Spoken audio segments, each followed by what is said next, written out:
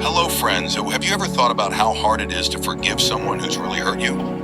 Now imagine that on a massive scale. That's the challenge Pope St. Eusebius faced back in the 4th century. The great Roman persecutions of Christians had just ended, but they left a huge problem. The Lapsi, or lapsed Christians.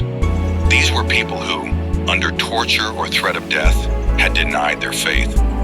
Now they wanted to come back to the church. The debate was fierce. One group, led by a man named Heraclius, said absolutely not. They betrayed Christ. They're out. But Pope Eusebius held firm to a different, more difficult truth. He insisted that while they had sinned and must do penance, they could be welcomed back into the fold. This wasn't just a theological argument. It caused riots in the streets of Rome.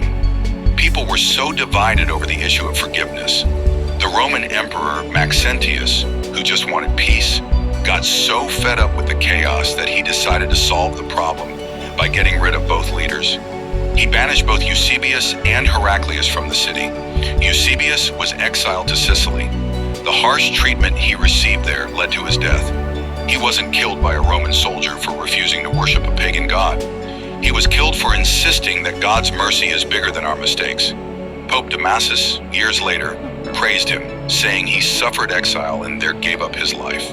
St. Eusebius is a martyr for mercy.